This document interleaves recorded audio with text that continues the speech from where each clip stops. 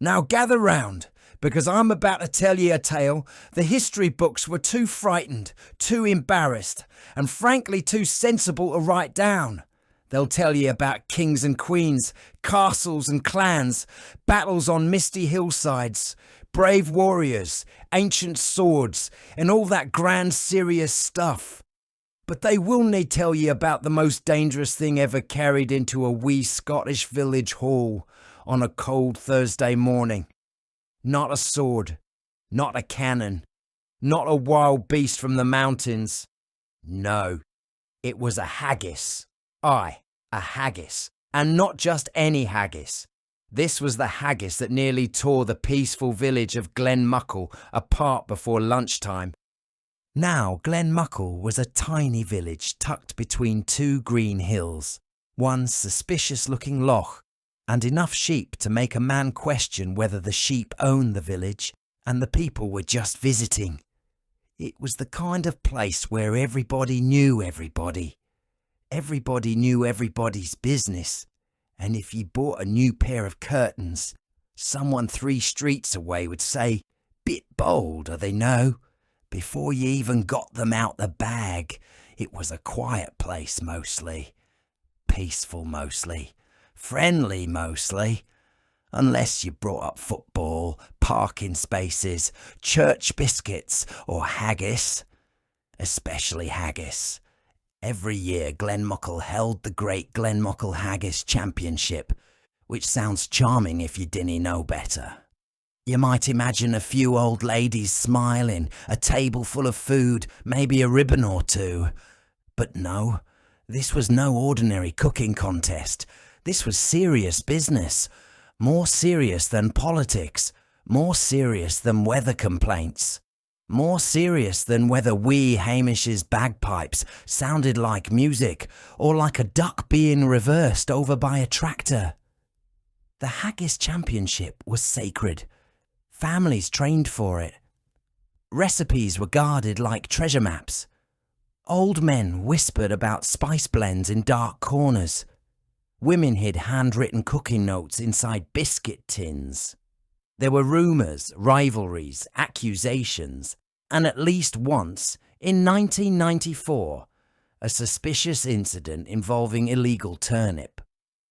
For nearly 30 years, the championship had been dominated by 2 men, Angus McTavish and Dougal McPhee. Now Angus was a big, proud Highland man with shoulders like a wardrobe and eyebrows so thick they looked like 2 sleeping squirrels had crawled onto his forehead for warmth. He walked like every road in Scotland had been personally built for him. Dougal McPhee, on the other hand, was thinner, sharper, and had the kind of face that looked like he'd been disappointed since birth. Dougal didn't walk into rooms. He entered them like a man arriving to correct everyone. These 2 had been rivals since childhood. They argued over everything. Whose grandfather had the better moustache? Whose sheep were more intelligent? Whose fence was straighter? Whether Angus's dog had deliberately looked smug at Dougal's cat. They once didn't speak for 6 months because Dougal claimed Angus had clapped too slowly at the school Christmas concert. But their greatest rivalry, the deep wound in the village soul, was haggis. Angus claimed his haggis was bold, rich, and full of Highland courage. Dougal claimed Angus's haggis tasted like a damp sock that had lost the will to live. Dougal said his own haggis was delicate, balanced, and fit for royalty. Angus said Dougal's haggis was so bland that even the salt had tried to escape. Every year they stood across from each other in the village hall, glaring over steaming plates like 2 ancient warriors preparing for battle. Only instead of swords, they had serving spoons, which in Glenmuckle was sometimes worse. On the morning of the championship, the village hall was packed. There were tartan banners on the walls, polished tables down the centre, and enough haggis in the room to frighten a vegetarian from 3 miles away. The air was thick with steam, onions, pepper, and tension. Old men sat along the back wall with their arms folded, already offended by things that hadn't happened yet. The children were trying to peek under dish covers. The women were setting out tea with the calm efficiency of people who knew disaster was coming, but had decided everyone should at least be hydrated. At the front sat the judges. Mrs. Morag Campbell was the head judge. She had judged the contest for 42 years, and as far as anyone knew, had never once smiled in public. Some said she smiled privately in 1981, but there were no witnesses. Beside her sat old Fergus, who claimed he could identify haggis ingredients by smell alone, though most people suspected he just guessed loudly and hoped for applause. The third judge was Reverend MacLeod, who was there mostly to keep the peace. Poor man. That was like bringing a teacup to stop a flood. Just before judging began, the door opened and in walked Angus McTavish. Silence fell across the hall. Even the spoons seemed to stop rattling. Angus carried his haggis on a silver platter, held high in both hands like he was presenting the crown jewels. The haggis was enormous. Round, dark, steaming, powerful. It looked less like food and more like a small ancient creature that had agreed reluctantly to be eaten. A cloud of steam rose around it, and I promise ye, half the village leaned back slightly, not from fear exactly, but from respect. Angus placed it on the table and stepped back proudly. Dougal McPhee narrowed his eyes. "That," he said slowly, "is no normal haggis." Angus lifted his chin. "Aye, because it's better than normal haggis." Dougal leaned closer, suspicious. "It's too round," Angus said. "It's a haggis, Dougal, no a chair." Dougal squinted. "It's too shiny," Angus said. "That's confidence," Dougal pointed. "It's looking at me," Angus said. "That's because it knows weakness when it sees it." The village gasped. Someone dropped a spoon. Outside, a sheep bleated at exactly the wrong moment, which made the whole thing feel much more official. Now at the back of the hall stood a visitor. His name was Nigel Butterworth, and he was an English tourist from Surrey who had come to Glenmuckle because a travel blog had described it as authentic Scotland. Nigel had arrived wearing brand new hiking boots, a waterproof jacket with 17 zippers, and the frightened smile of a man who had expected souvenir shops and instead found judgment. He had only come into the hall because he saw a sign that said free tasting. That was his first mistake. Nigel whispered to the woman beside him, "Excuse me, is this some kind of festival?" The woman looked at him with great seriousness and said, "No, son, this is war." Nigel laughed politely. Nobody else laughed. At that point, Nigel began to understand that he had made a terrible geographical decision. Mrs. Campbell rose from her chair and tapped a spoon against a glass. "The judging shall begin." The room went silent. First came Dougal's haggis. He presented it with a smug little bow, as though he had personally invented oats. The judges took their bites. Mrs. Campbell chewed slowly, with the expression of someone deciding the fate of nations. Old Fergus sniffed it, nodded, sniffed it again, and said, "Hints of pepper, onion, oatmeal, and emotional insecurity." Dougal looked wounded. Reverend MacLeod said, "Very nice, because reverends are trained to survive awkward moments." Then came Angus's haggis. The hall held its breath. Mrs. Campbell cut into it. Steam rose from inside like mist from an ancient battlefield. One man whispered, "Beautiful." Another whispered, "Dangerous." The judges each took a bite. For a moment, Nothing happened. Then old Fergus stood up suddenly. His eyes widened. His hand clenched around his spoon.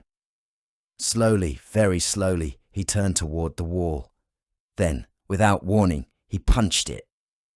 The hall erupted. Mrs. Campbell gasped. Reverend MacLeod shouted, "Fergus!" Old Fergus blinked, looked at his fist, looked at the wall and said, "I dinna know what came over me." Everyone stared. Then Mrs. Campbell, very calmly, took another bite. She stood up, walked to the window, opened it, pointed across the road at a fence post and said, "That post has been looking at me funny for 20 years. Then she marched outside to confront it. Now when Mrs. Campbell marched, people followed. Nobody knew why. It was just one of the rules of Glenmuckle. If Mrs. Campbell moved with purpose, ye followed, or ye got discussed later.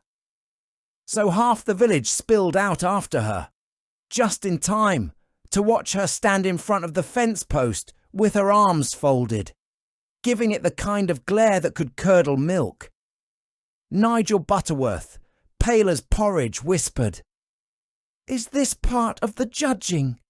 The woman beside him said, "It is now." Within minutes, chaos spread through Glenmuckle. Every man who tasted Angus's haggis suddenly became convinced he had an ancient score to settle. One man accused a wheelbarrow of betrayal. Another challenged a scarecrow to single combat. Two brothers began arguing over a ladder borrowed in 1962. Old Fergus stood in the road shouting, "I'll fight the weather if I have to." And because it was Scotland, the weather immediately answered with rain. Angus stood in the doorway of the hall, proud but slightly confused. "I told ye it had strength." Dougal pointed at him with trembling outrage. "That haggis is cursed," Angus gasped, as though Dougal had insulted his mother, his ancestors, and his good boots all at once. "Cursed? Cursed? That is a family recipe," Dougal shouted. "Then your family recipe is possessed." Angus slapped a hand to his chest. "My haggis has character," Dougal yelled. "Your haggis made Fergus punch a wall." Angus snapped. "Fergus has wanted to punch that wall since Easter." Reverend MacLeod tried to calm everyone down, bless him. Now let us not accuse anyone's haggis of witchcraft." Then, because he was a fair man, he took one tiny bite himself. Just one, barely enough to count. 30 seconds later, he quietly removed his jacket, rolled up his sleeves, turned toward the church piano in the corner of the hall and said, "I have some words for you." That was when everyone agreed the situation had become serious. By sunset, the village had split into two sides. Team Angus believed the haggis was the greatest food ever created, and that any small outbreak of violence was simply proof of flavour. Team Dougal believed the haggis was an unnatural object that should be buried in a field, covered with stones and watched by a responsible adult. The village hall became a battlefield headquarters. Old men drew maps on napkins. Children ran around chanting, "Cursed haggis! Cursed haggis!" Someone rang the church bell by accident. Someone else rang it again on purpose.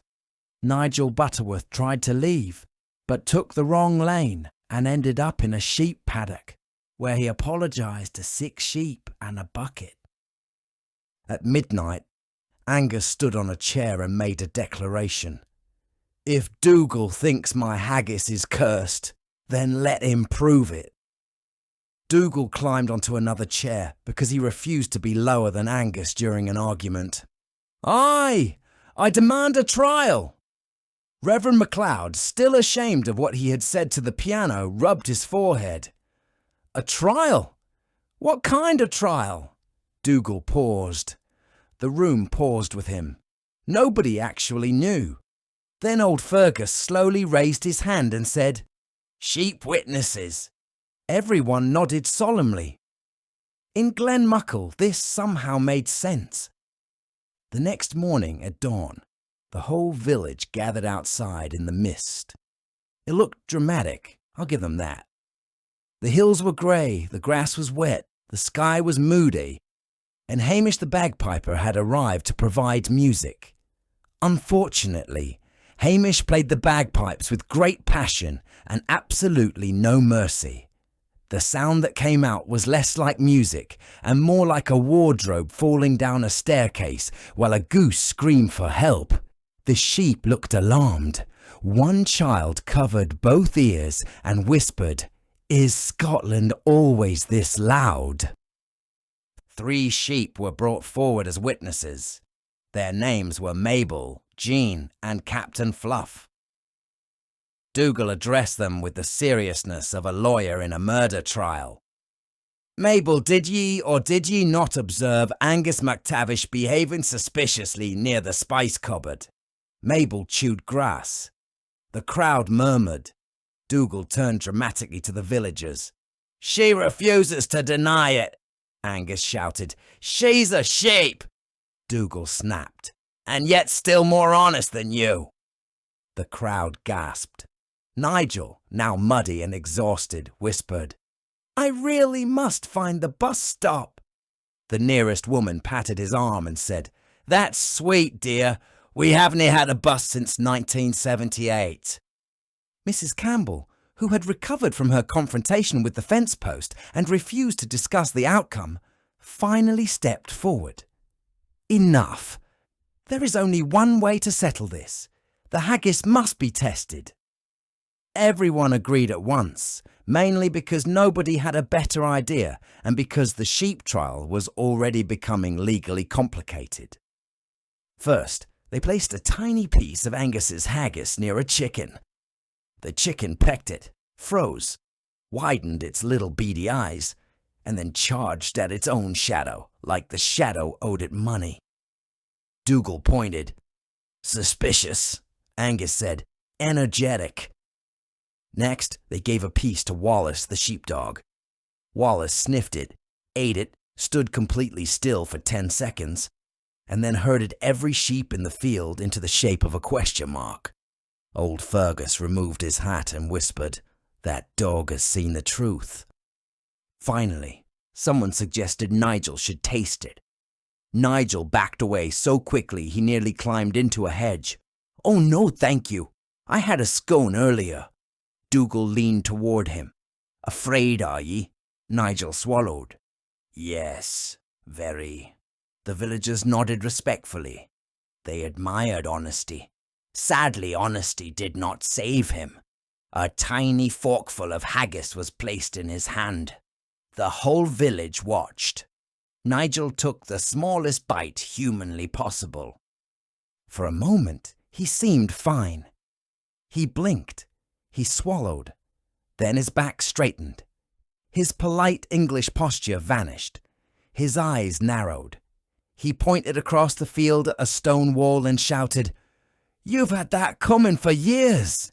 Then he charged across the grass. The crowd roared. Dougal threw both arms into the air.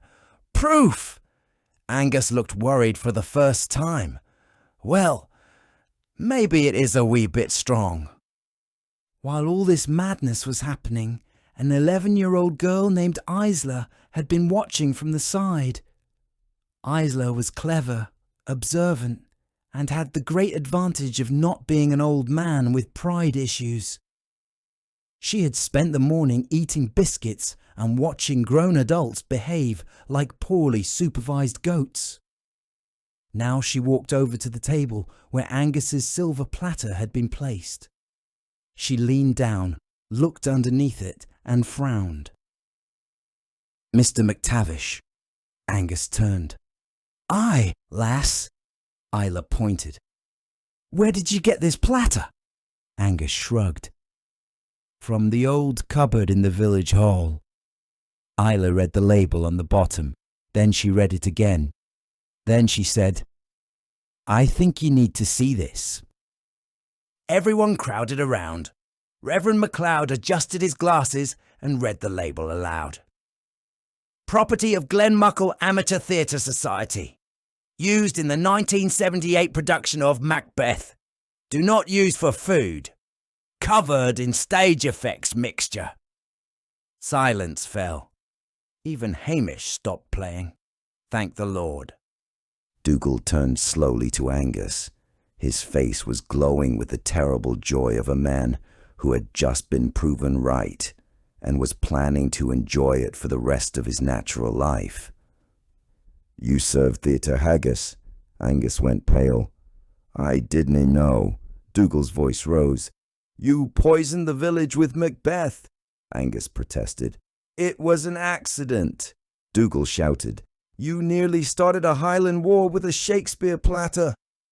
Old Fergus stared at his bruised knuckles and said quietly, "So I punched a wall because of drama?" Nobody had the heart to answer him. Mrs. Campbell lifted one hand, and the village fell silent.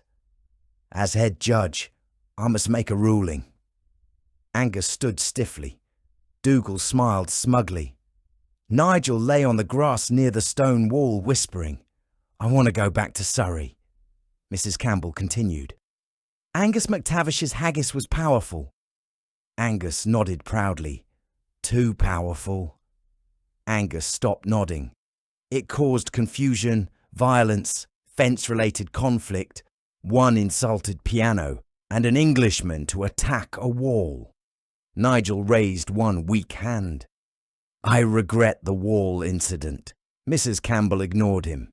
"Therefore, Angus McTavish is disqualified." Dougal cheered. His supporters cheered. One sheep bleated, possibly in agreement. But Mrs. Campbell was not finished. "However," she said, turning to Dougal, "Dougal McPhee's haggis was boring." Dougal's smile dropped so fast it nearly injured him. "Boring?" Mrs. Campbell nodded. Deeply. It had the personality of a wet cardboard. The crowd murmured. Mrs. Campbell lifted the trophy. "Therefore, for the first time in Glenmuckle history, the winner of the Great Glenmuckle Haggis Championship is..." She paused. Everyone leaned forward. The chicken. The chicken, still angry from earlier, pecked the trophy. And somehow, everyone accepted it. Because after the morning they had endured, a chicken winning a cooking contest felt strangely reasonable. From that day onward, the Great Glenmuckle Haggis Championship was never the same. All serving platters had to be inspected by 3 adults and 1 suspicious child. Sheep witnesses had to be registered in advance. Hamish the bagpiper was asked to stand at least 50 metres away from all public gatherings, 90 metres if children were present. Reverend MacLeod apologised to the church piano, though some say the piano was never quite the same again. Old Fergus and the wall eventually made peace, though the relationship remained tense. As for Nigel Butterworth, he left Scotland 2 days later with muddy trousers, emotional damage, and a travel review that simply said, "Beautiful scenery, aggressive food, no bus stop." He never returned to Glenmuckle, though every Christmas he received a card from Mrs. Campbell with a picture of a stone wall on the front. Nobody knows why. Scottish humour is a mysterious thing. Angus and Dougal, of course, remained rivals. The next year, Dougal accused Angus of using illegal pepper. Angus accused Dougal of emotionally undercooking onions. Old Fergus challenged a folding chair to a rematch. The chicken kept its trophy and became something of a local celebrity. People came from nearby villages just to see it. It was given a tiny tartan ribbon and, according to Mrs. Campbell, showed more leadership than the council. And so the people of Glenmuckle never forgot the lesson of that terrible, glorious day. Not every war begins with kings. Not every battle begins with swords. Sometimes history turns on one steaming haggis, one suspicious theatre platter, 3 sheep witnesses, one furious chicken, and a tourist named Nigel who only wanted a free sample. So when people ask me if the haggis was truly cursed, I say this: I'm no saying it was cursed, I'm only saying every man who tasted it suddenly wanted to fight a fence post, a wall, a piano, or the weather itself. And in Scotland, that's either dark magic or just a very strong recipe.